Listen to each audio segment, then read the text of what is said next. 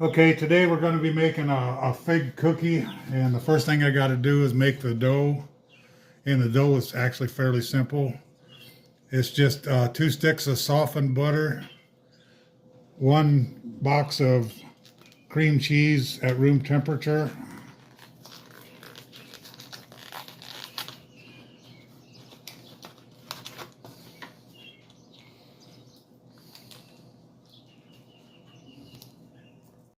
okay, you just put the cream cheese, it's being stubborn, cream cheese and the butter in a bowl.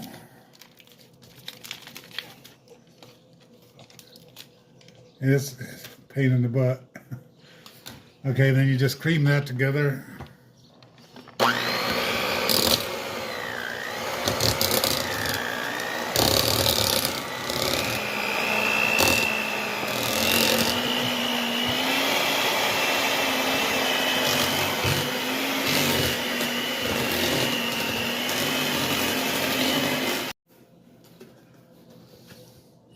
Okay, then we're going to mix in 2 cups of flour.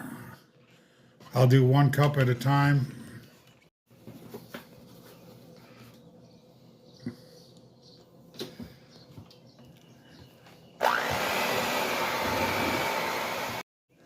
Okay, now you can just take this dough, it's a soft dough, and form it into a ball.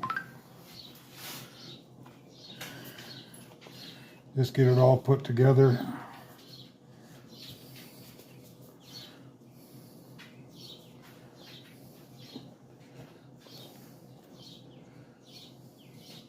And once you get it into a ball like this, I'm gonna just wrap it in some cling wrap paper and let it sit for a while I make up the filling for the cookies. So once I get it in the saran or the shrink wrap, I'll bring you back and show you. Okay, I got the dough put in cling wrap, and now I'm just going to set it aside until we're ready to use it after I get the filling made. So we'll bring you along when we start putting the filling together. Okay, the ingredients for the filling, I got 7 ounces of dried figs, and I soaked them in a 1/4 cup of boiling water. I got 2 tablespoons of orange marmalade, 1/2 cup of sugar, 1 cup of walnuts, 2 tablespoons of apricot jam, 1 tablespoon of lemon juice, 1 teaspoon of cinnamon, and I'm gonna put this all in the food processor, and we're gonna make a paste out of it. But we don't, well, it's not really a paste. You don't want it real down to a paste. You want it a little more coarse. But just add all the ingredients, and then I'll pulse it in the food processor.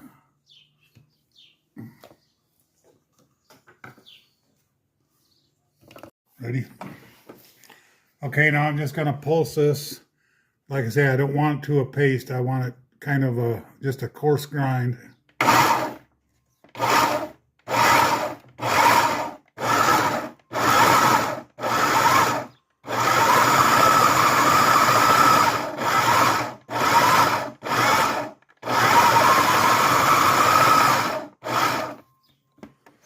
Take a look at it here a minute.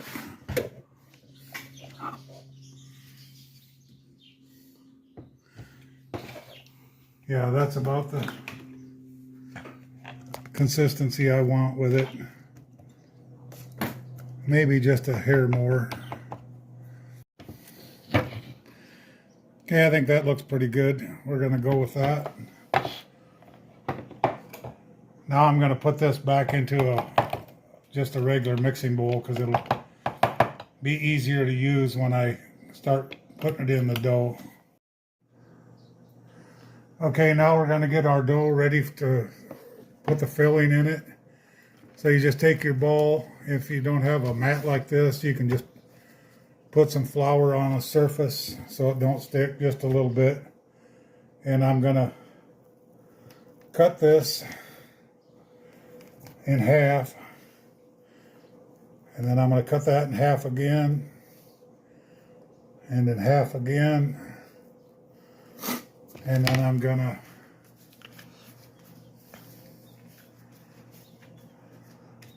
roll these out a little bit.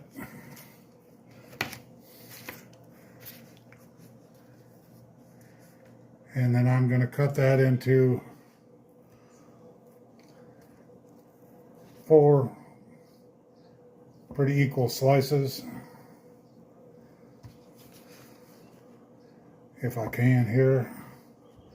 They don't have to be perfect.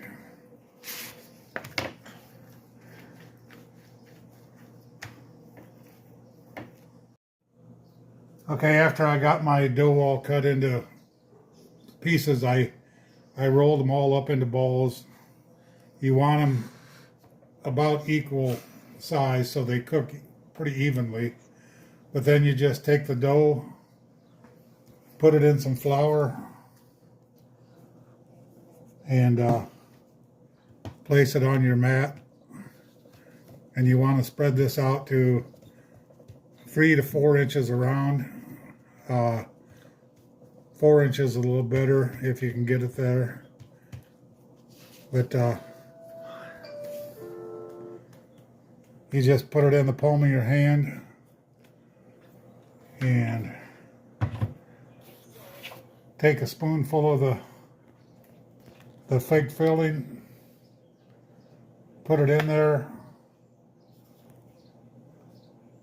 fold it over, and pinch it together.